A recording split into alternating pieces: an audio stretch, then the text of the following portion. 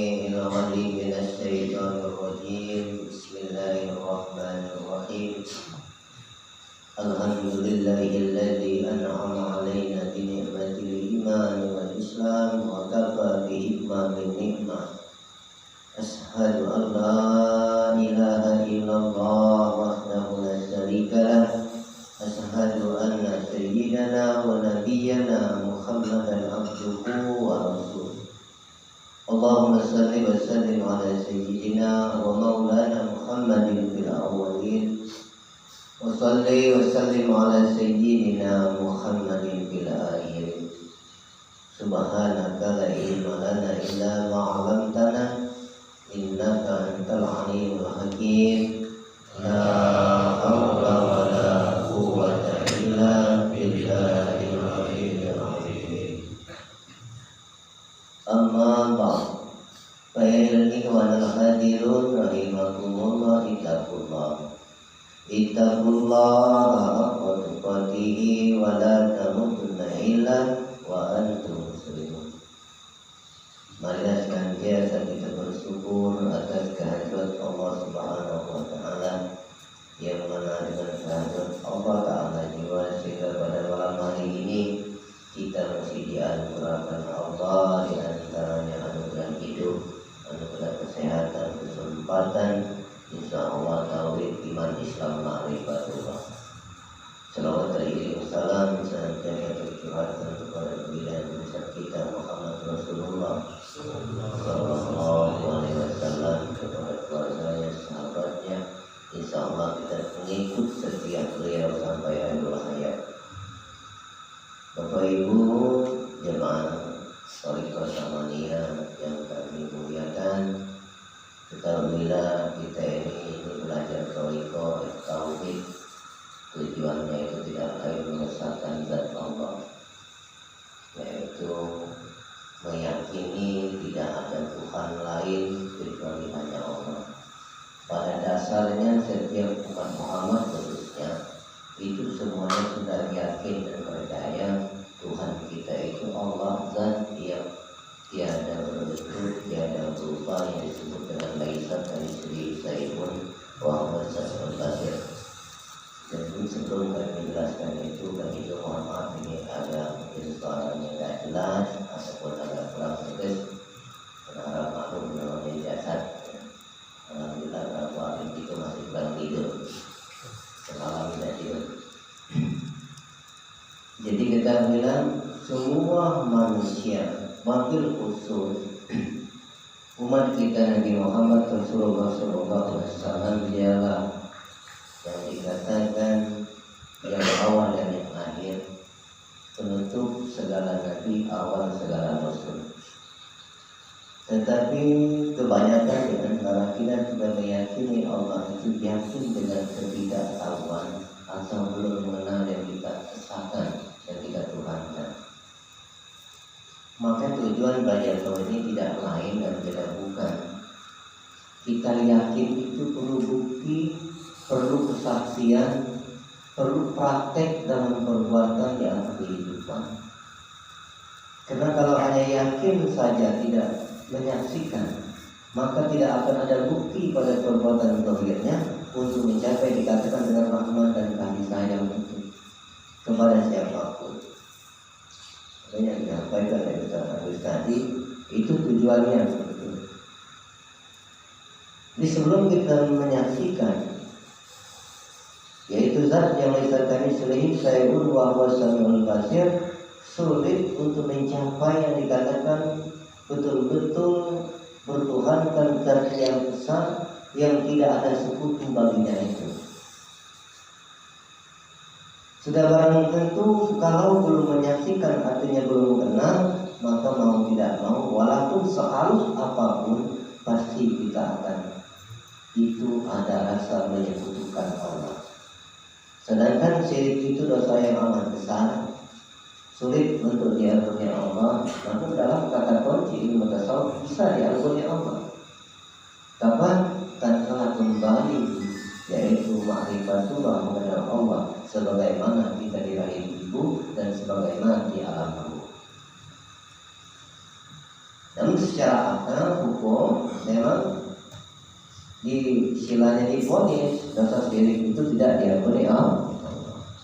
Tetapi kalau kita menolak ukur pada sejarah, rata-rata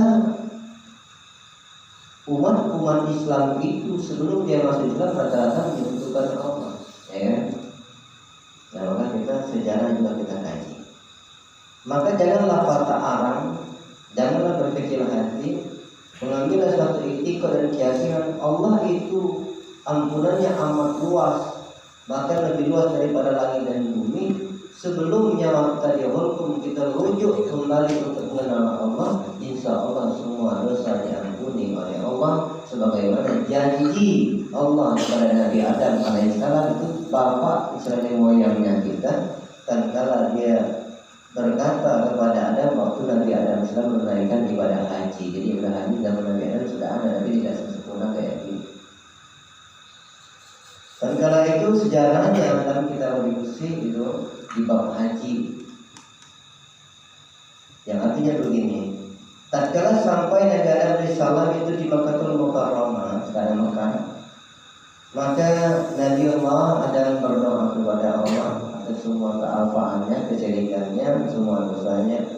Tetapi sebelum dia mendoakan anak istrinya, yang artinya begini: Ya Allah, Ya Rabb, kalau dalam bahasa Adam itu Ya Rabb, Ya Tuhanku, aku memohon ampunan atas semua dosa-dosa anak istriku. Dijawab oleh Allah, wahai Adam, aku tidak dapat mengampunkan dosa anak istrimu sebelum kembali ma'rifat kepadaku. Kemudian Rasulullah Adam, ya Rasul kita juga berdoa, Ya Rabb, aku memohon ampunan atas dosa-dosaku, soalnya semua dosa. Dijawab oleh Allah, wahai Adam, dosamu telah kuampuni, kuhapuskan, karena engkau telah kembali makrifat kepadaku.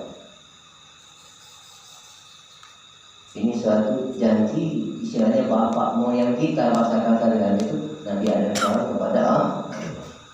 Artinya merujuk kepada yang tidak binafsi tadi. Kita tidak bisa berpangku tangan mengandalkan sang guru, mengandalkan orang tua, mengandalkan anak, saudara muslimah, para wali dan kiai untuk berlepas dosa kita kepada Allah. Maka berbenarlah diri kita sebelum sampai ajal itu menyentuh kita. Nah, maka oleh karena itu belajar yang mengetahui samanya ulumnya, ini yang diutamakan. Kami kalau masalah syariat silakan bahas dan belajar dengan ustaz yang lain di luar lebih banyak yang lebih paham dari kami. Maka kami mengutamakan mengajarkan untuk mengenal, rujuk kembali mengenal Allah sebagaimana di alam dunia dan alam akhir. Ini konsep kunci untuk mencapai keselamatan. Dikatakan Rabbana atina fid dunya hasanah wa fil akhirati hasanah wa qina adzabannar. Sehingga tatkala kita berbuat semua amalia ibadah wajib dan sunnah, baik berhubungan pribadi kita kepada Allah atau kepada makhluk Allah, itu betul-betul menjadi amal yang ridho karena Allah, amal yang ikhlas karena Allah. Berarti tidak ada harapan lain kecuali itu hanya Allah. Nah, prosesnya untuk mencapai ridho dan ikhlas itu, maka haruslah kenal diri dulu dan mengenal Allah. Sebelum kita menghakikat diri kita dan sebelum mengenal zat Allah yang kita pertuhankan, sulit kita untuk ridho dengan qadar Allah. Ya, perbuatan baik buruk kan qadar yang datang. Kita beribadah itu dengan qadar-qadarnya Allah. Jadi sebelum kita mengenal kembali hakikat diri kita ini, dalam istilah ilmu tauhid, hina faqal madhahir, fakir lagi miskin, mau tidak mau dalam ilmu tauhid kata syirik khafi, dalam bahasa pengakuan diri, ada rasa ilmu kita, ada rasa kemampuan kita berbuat ibadah, kita serahkan kepada Allah. Hal yang demikian terkadang-kadang menjadi tidak ikhlas, sehingga minta balasan baik kehidupan dunia ataupun setelah dunia. Dalam ilmu tasawuf terkait ma'rifat itu disebut syirik khafi, bahasa umum namanya pengakuan diri, bahasa anak muda egoisme.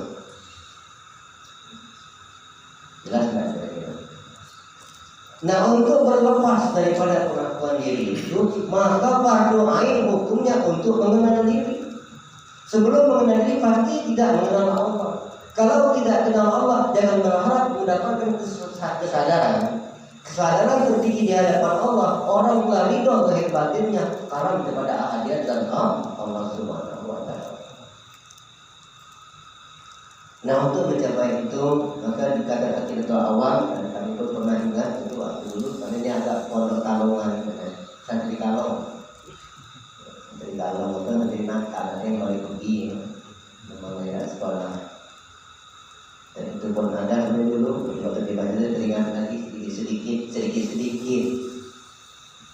Jadi intinya berarti untuk sampai menghakikat diri itu di dalam istilah ahlu sunnah al-asyiriyah dikatakan, jangan kita tersinggung ya.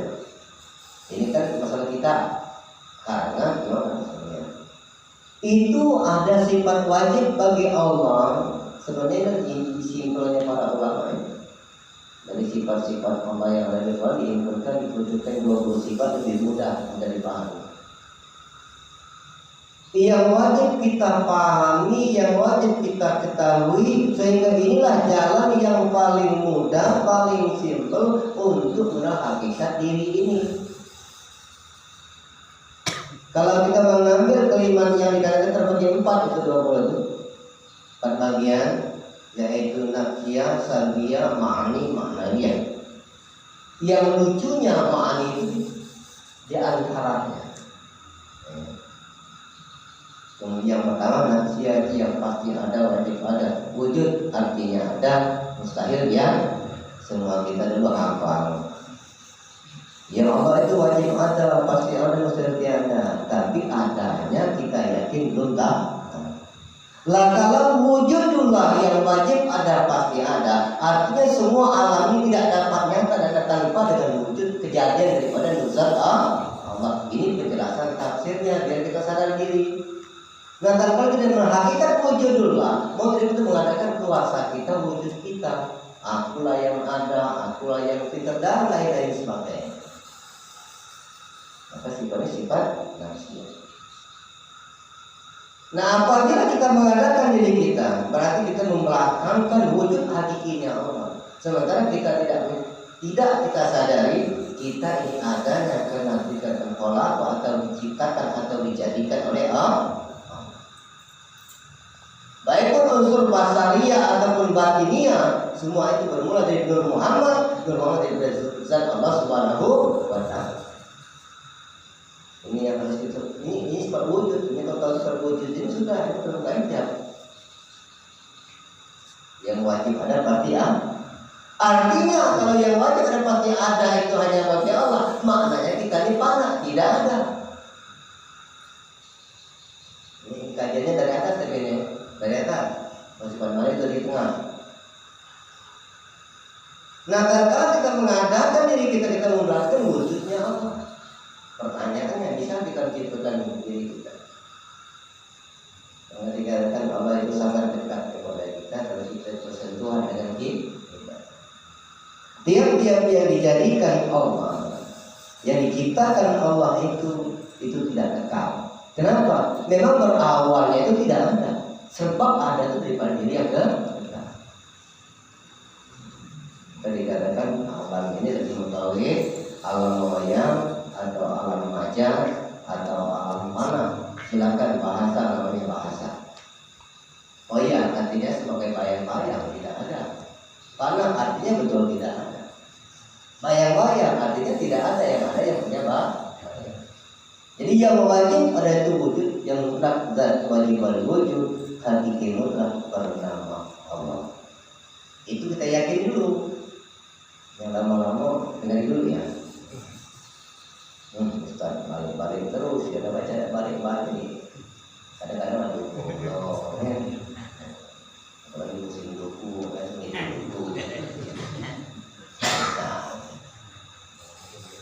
Artinya jangan pernah mengadakan diri kita akan menemukan kalimat tauhid yang dikatakan la ilaha illallah. Kami mengambil datanya simpel-simpel saja lah. Kalimat wujud artinya la ilaha illallah. Dalam istilah syariat umum terjemahannya tidak Tuhan kecuali Allah, betul. Maka dalam usul dikatakan kelima nafi dan isbat. La itu menafikan, artinya tidak ada langit, tidak ada bumi, ya kan? Baik yang dikatakan batin, ilaha habis segala nama dan sifat ini. Ilallah yang wajib ada hanya ilallah, hanya zat Allah. Itu dalam istilah usul nafi isbat. Kalau umum tiada Tuhan kecuali Allah. Dalam istilah thariqah tiada sesuatu yang ada hanya Allah. Maka kadang-kadang dengan terjemahan agak berselisih-selisih. Tapi kalau dipelajari betul. Jadi kuncinya kelima tauhid itu pada lafaz Allah sebetulnya. Ini dalam mana pelepasan diri kelima tauhid itu. Jadi wajar kalau kan pada akhir-akhirnya kalau dia sahih dan menurut kelima tauhid la ilaha illallah, maka kembali ke surga. Tapi nak ngerti betul penjelasan apa. Nanti kan kita bertanya, ini agak malam nih kalau mulai bahasa baru baca nggak terbaca kita ini. Ini dari wujud tadi. Bu, ngantuk kan kira? Ya, ngantuk dan masuk hati. Nah, kalau kita mengatakan kita membatalkan yang dikatakan wujud haknya Allah. Padahal dalam suatu kiasan dari macam la mawjudun bihaqi ilallah, tiada ada yang nyata kecuali hanya ada Allah. Wa awal wal akhiru wal batin. Maka jangan pernah mengatakan wujud ini. Tapi Ustaz, bagaimana menghilangkan yang ada ini? Betul, ini tidak bisa dihilangkan. Sudut pandang zahir pada pengertiannya, suatu keyakinan kita tidak ada yang ada hanya itu dulu. Sementara dan Allah tulisan miskin sayun ada nyata. Jelas ayatnya fa'aina ma tuwallu fasal wajhullah kata Allah, di mana kau hadapkan wajah bila wajah zatnya Allah, bukan di pucuk langit ketujuh, bukan di langit bumi. Maka zat Allah itu tidak dapat didindingi oleh semua makhluk. Maka dikatakan maha besar, maha suci, maha halus, maha segala maha. Dekat. Banyak ayat-ayat menjelaskan Allah itu dekat. Wa idza sa'ala kalimatika ini qawi. Jelas itu dekat. Ya. Kalau menanyakan dekat Allah aku dekat, bahkan lebih dekat dari berat Tapi sayangnya dekatnya wajah Allah saking dekatnya kita tidak kenal lagi. Kenapa tidak kenal? Karena pengakuan diri. Wujud tadi. Wujud kidam. Artinya dahulu mustahil bertemu di. Ya. Dahulu bagi zat Allah yang dia yang awal tiada bermula. Dia berdiri dengan sendirinya. Maka tatkala dia dahulu tiada bermula, dia berkata dengan dirinya, apa katanya? Yang ada dia saya akan lupa. Ana Rabbi ma'abdi, aku Tuhan siapa hamba. Ya. Aku Tuhan siapa hamba. Maka tatkala awal dia berkata dengan dirinya, aku Tuhan siapa hamba. Saya awal tadi, jadilah yang dikatakan Muhammad Rasulullah, Muhammad Rasulullah. Pada batiniahnya, harunya, maka Muhammad itu bapaknya segala haru dan Adam babu segala jasa. Saya katakan Muhammad itu awal dan akhir tadi. Nah, dan kalau Muhammad sudah jadi, maka Allah pun berfirman kepada Muhammad Rasulullah, Allah tu bikum, adakah Tuhan kamu? Qalu bala sahina. Inilah rahmatnya Allah, rahmatnya itu daripada Muhammad Rasulullah. Apa? Dan kalau Allah berfirman kepada Rasulullah sudah mengajak jamak pada seluruh alam, walaupun belum terzahir sifat dan asma. Adakah Tuhan kamu? Qalu bala sahina, benar engkau Tuhan rohani kata jamaah. Dan pun kita kalau diganti diri berarti jasad ruh ini sadar. Pada kala itu menyaksikan wajah zat karena kata kami itu sudah berarti jamaah. Jadi zahir batin mengenal kapan bagi kita? Bagi kita tatkala itu dihidupkan Allah benar 120 dalam kandungan ini. Allah berfirman dengan jiwa kita ini. Dan kita cepat menjawab benar kau Tuhan kami. Jasad lu mengenal sekarang benar tak lagi. Nah, ini yang pertama. Jadi ada kawan dulu sudahlah Ustaz kalau gitu. Yang penting ibadah jauhikan, jauhi larang jauhikan. Sudah ikhlas karena Allah baca radio mantunya. Allah Akbar. Dia dah apa? Ya kan? Yang Allah dah disuruh ngatur, dah disuruh dah diaturnya kita ini. Radio musik. Jadi mustahil dan kemudian dahulu Allah itu seperti ini tidak ada bedanya pun setelah alam ini habis lebur pun dia tetap dengan dirinya sendiri nyambung dan tidak nyambung sambung-sambungan tidak berubah-ubah tidak berubah. Walaupun dia menciptakan Ruh Muhammad dari Nur Muhammad maka terjadilah semua alam lahir dan batin. Maka barang siapa menyakiti makhluk Allah berarti menyakiti Muhammad Rasulullah. Kalau menyakiti Rasulullah berarti menyakiti ini kezahiran Muhammad Rasulullah. Nabi itu mana kezahiran Rasul. Tinggal kita ini sudah galak pun merenungkan sifat 20 ini. Kalau dihafal banyak yang hafal. Pengkajian wujud tidak kok ada yang kekal atau abadi, bahasa umumnya boleh-boleh saja lah, yang penting ngerti. Kekal artinya berketerusan selama-lamanya, tidak kenal namanya, segala urusan tidak pernah kenal Allah, kekal terus. Coba lagi, kalau Allah itu adalah urusan kita ini, makhluk penyambung. Pasal nak modal pun DJ. Kau sembahyang lagi sungkan. Sembahyang sungkan. Mintanya banyaknya, sembahyang cuma 3 kali sehari. Minta sehat, lahir batin, minta banyak rezeki melimpah ruah. Jangan datang bala. Yang ketiga dia minta SM jodoh. La ilaha illallah. Sudah dunia ini minta masukkan surga. Kalau baca bersama Rasulullah sembahyang 3 kali. Nyambung kan? Aku tuh kan ngantoi ngomong ke dia. Dianggapnya Allah itu sebagai pembantu. Suruh sini, suruh situ. Mohon maaf, jangan tersinggung kan? Ini akibat ketidaktahuan diri. Kalau Allah merintahkan kita wajar. Jadi dokter tak boleh berdoa, boleh, aku juga berdoa, cuma nak ngerti. Sebelum membaca doa maka wajib berdoa. Ustaz aneh-aneh, kita ini sering baca doa, tapi tak berdoa dulu. Ya itulah akibatnya. Kalau tak kabul yang dibaca yang diinginkan, kecewa. Coba kalau dia sebelum baca doa, kan doa kan ada terjemahannya.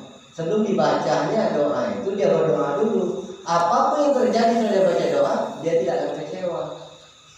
Tidak terjadi misalnya dia tidak apa karena sebelumnya dia berdoa dulu baru membaca doa. Atau saat dasarnya berdoa, la haula wala itulah dasarnya doa. Nyambung enggak?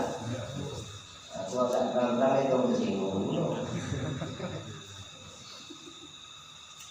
Ada yang pernah, woi kalau kajian sama itu tak perlu berdoa, itu tak nyambung. Orang itu juga kalau sudah sembahyang baca doa, walaupun pendek masih baca doa. Tapi sebelumnya, sebelum sholat berdoa dulu, kan? Di dalam bacaan sholat kan pembacaan doa semua, kan? La haula wala quwwata illa billah. Itu kan doa itu. Makna daripada berdoa tadi. Jadi selagi masih ada daya upaya kita itu berarti belum berdoa, baru membaca doa. Banyak kecewa, banyak bangga. Nyambung? Segala urusan. Nak pergi ngaji berdoa dulu. Nak ke pasar berdoa dulu. Sudah berdoa, baca doa boleh, tapi bagi. Sehingga tatkala ada halangan di jalan, tidak kecewa. Karena sudah berdoa, betul tidak punya daya itu takdirnya Allah. Tapi kalau dia baca 5 doa, ini pengalaman kami pribadi Pak, jangan tersinggung. Jadi kami diajari dulu, sekarang kan tidak boleh lagi. Bismillahirrahmanirrahim. Alhamdulillah, wa tawakkaltu ila Allah, illa masyaallah, la haula wala quwwata illa billah. Baca minimal 3 detak nafas sehingga niat tak hati balak pulang pergi. Dapat balak berutuh. Sebetulnya 5 tahun itu tujuannya itu keasahan kepada Allah. Bismillah dengan nama Allah. Artinya Allah itu zat yang tidak pernah jauh daripada setiap nama dan sifat. Di mana ada sifat, disitulah adanya Allah, bukan banyak. Aman bila aku beriman kepada Allah zat yang punya segala nama. Kita mikirnya untuk tolak balak saja, bukan salah juga ada kurang pas. Jadi kalau bau itu bau 10 kan, apa namanya, atau umurnya 9 kan, tidak ketemu. Sudah itu tawakal itu sudah bisa diulangi lagi. Tawakal itu serah diri. Katanya berserah diri berarti menerima. Dapat bala ya dari Allah, dapat selamat jadi menerima dari Allah. Tapi kenyataannya minta jauh bala pulang pergi. Lah katanya tawakal. Lucu dah. Ini kayak akal ini. Hati tak dibantu. Akal ini paling takut yang namanya kerugian. Akal ini paling takut dengan namanya musibah. Tapi kalau hati, semua yang sudah meyakini kota-kotanya tatkala mengatakan benar engkau Tuhan kami Ibrahim, apapun yang terjadi di alam ini, itulah ketetapan Allah pada tiap-tiap diri kita. Nah, dari akal macam-macam, dari amalannya ini, zikir, ini dari akal. Ikhtiar, syariat, ya tapi Allah juga yang menentukan. Lah kalau sudah Allah yang menentukan, apa yang cerita lagi zikir ibadah karena Allah selesai. Ya kan? Ini simpel kalau ini tidak susah betul. Ya syariat ini kan dengan perlakuan oleh Allah. Kami pengalaman pribadi Pak Mama mungkin masih banyak yang tua-tua dari kami jauh. Ya, tadi kita berbagi pengalaman. Kenapa disampaikan? Kami guru kesaktian dulu. Saya belajar di Kabupaten selalu dari BMT. Dan setelah 3 MT sudah ada. Maka saya katakan, berani mengatakan dalam ini termasuk syirik hobi. Dalam kalimat umum memperolok ayat Allah, menjual ayat dengan harga yang murah. Kami berani mengatakan beruang lain, kami pribadi ini masalahnya ini. Jadi kami menceritakan di kami pribadi. Setelah belajar tauhid perdalam tauhid ma'rifat, tinggalkan semua itu, yakin yang ada hanya Allah. Sampai kemana? Berdua ya, macam berapa ini? Banyak bumbunya. Wadahnya, kidal kan, pakok aja. Jadi yang kekal ini hanya bagi Allah. Nah, kalau sudah sadar ya kita dalam bagaimana maknanya kita ini Pak. Dalam ayat dikatakan fakir kita ini. Ayyuhan nas antum fuqara'i. Manusia, kamu itu fakir di hadapan Allah. Kalau beriman baik, kalau tidak salah awal ayat itu salah iman, ya kan? Arti fakir betul-betul tidak punya apa-apa. Nah, kalau masih punya apa-apa, berarti belum fakir. Berarti kita yang bakal kekal ya. Itu yang untuk tidak apa.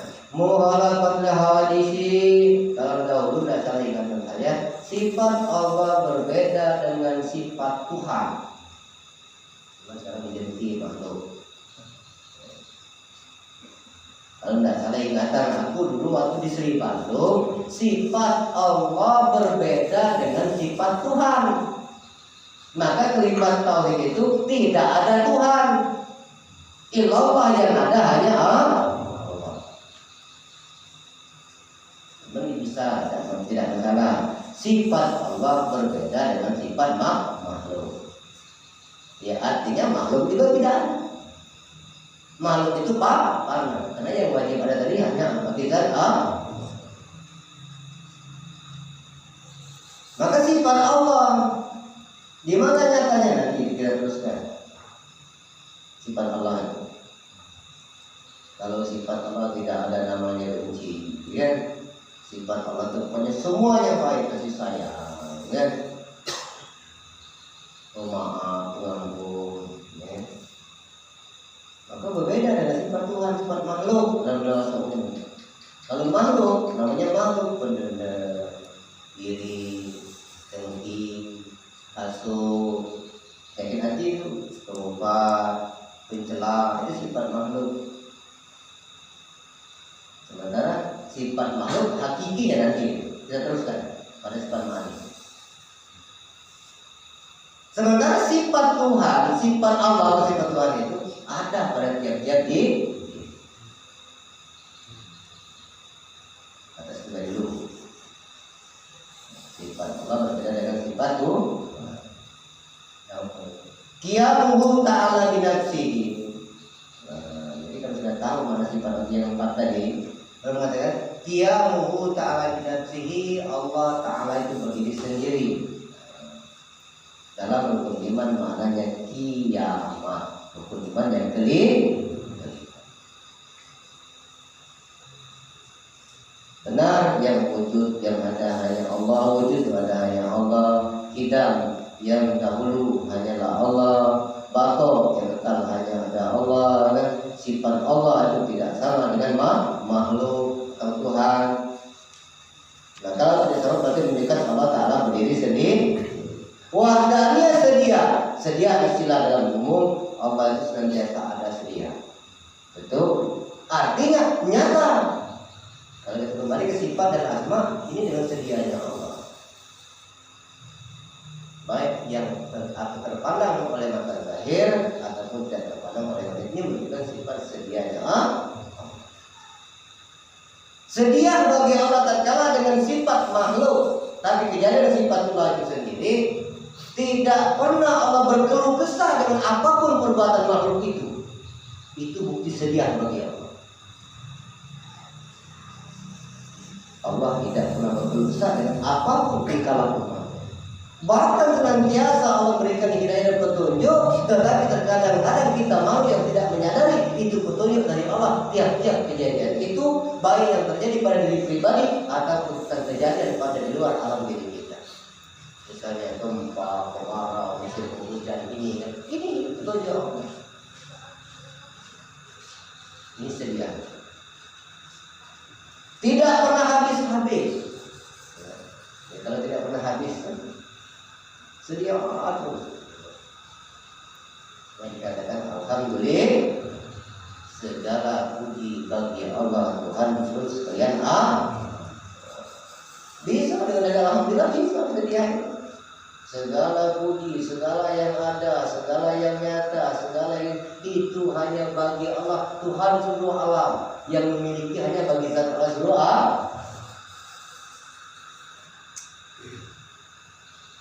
Untuk capai jamu tadi, maka masuklah pada sifat yang disebut ketiga itu maknawiyah, ma'ani. Dan dia sudah, jadi kata dia sudah ma'aninya. Inilah sifat manusia yang sebenarnya. Yang dikatakan kudrat, irodan, hayat, ilmu, sama, basar, kalam, itulah sifat manusia. Sifat Allah yang nyata pada manusia. Kudrat, kuasa Allah, irodat, kehendak Allah, hayat, hidup Allah, ilmu, tahu Allah, sama, kedengaran Allah, basar, pandangan Allah. Saya singkat saja. Kalam, perkataan Allah. Pertanyaannya, ada tidak milik kita sekarang? Dekat dah, ada kan? Dekat, tapi bukan milik Yang kuasa Allah, yang berkehendak Allah, yang hidup Allah, yang tahu Allah, yang mendengar Allah, yang berkata-kata Allah. Anda tidak ada kita. Maka sifat manusia itu kebalikan daripada sifat